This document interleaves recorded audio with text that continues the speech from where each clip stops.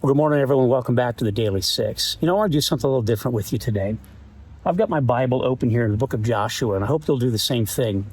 We spent the last week wrapping up the story of the conquest, the initial crossing the Jordan River into the land of Canaan, the land of the Amorites, where God was going to deliver the people from a tremendous evil, a great darkness that was over that land. And we spent a lot of time last week emphasizing how this war would be a righteous war, that it was something that had to happen, not because war is good, not because God is mean and awful and all those kinds of things, but because the sins of the Amorites, the Canaanites, had reached such a profound level, and child sacrifice and the abuse of women and so forth, that God was going to use his people to go in and take that land. So what I'd like to ask you to do when this video is over, give God an additional 6 minutes and thumb through the book of Joshua. All the way from chapter 7, we read last week of Achan's sin and all the brokenness there, but then just kind of skim your way through the rest of the book of Joshua. And what you're going to find is the entire story is about conquest, about the conquering of this land.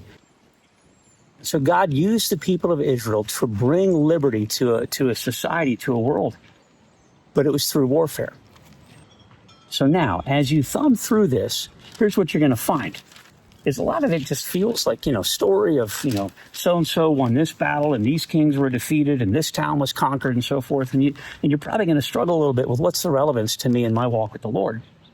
Here's a pro tip in studying Scripture, that it is okay to skim through. When you get to stuff that's obviously just a historical record, it's okay to skim through it and not have to absorb it all. You don't need to learn all these names and so forth. But get the overall picture. And this is what I'm thinking. You could take the next 6 minutes and you could thumb through chapter 7 all the way through the end of Joshua chapter 24. Skim it. Just skim over it. And you'll see it story after story after story of military conquest. So what you're looking for is the application to your life, to mine. And I think it's this, that when God has us on a mission that is essential, God will be with us. That's the takeaway I get from it. But there's something else I've discovered, and why I'm sitting here in front of this tank here in Brunswick, Maryland. I think every small town in America has some type of monument to the great generation of the 1940s, where men and women of our nation joined in with our allies, and they defeated they defeated fascism, freed the world from tyranny. And we look at these people, this generation, this war, as a righteous one. And yet, you and I are very uncomfortable with the concept of war. Now, here's what I've been reflecting on today, and I think this might help us with the Bible, with the Old Testament. Much of our discomfort with the Old Testament is how much killing, how much bloodshed there is. God ordering people in to battle and to kill and destroy everything. And we look at that and say that's so incongruent to the God of love that you and I understand from the New Testament.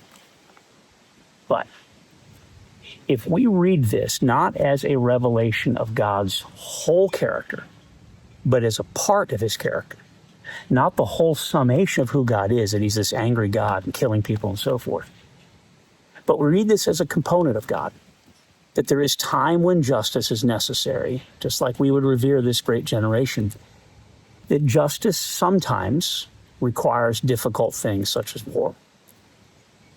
When we read and understand that the angry God we see in the Old Testament really is mostly limited to this conquest, all the bloodshed that you and I read is in Joshua and Judges and the surrounding story of God's conquest, God's military intervention in a society, the Amorites and Canaanites, who had gotten profoundly evil and wicked. When we read it from that context, we do see a God of compassion, not a God of anger. We see a God of justice who is angry with injustice in the same way that you and I, we would look at the injustice of Nazi Germany and Imperial Japan and say this war was just and righteous. So here was my insight, and I hope you'll have this. The book of Joshua, the book of Judges, and all these things that we so greatly despise because of the pain and the suffering. This is a military journal.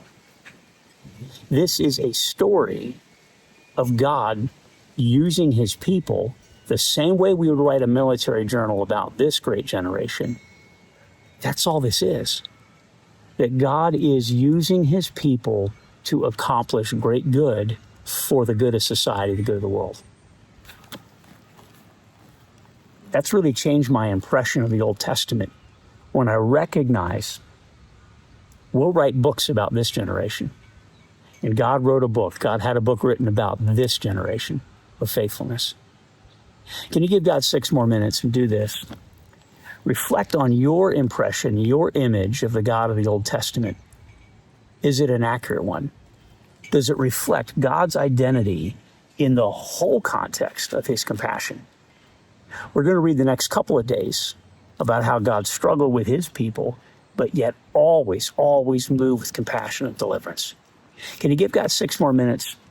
Reflect on your view of God in the Old Testament and see if it isn't shifting as we do this study. 6 more minutes. Come on back. We'll see you right here on the Daily 6.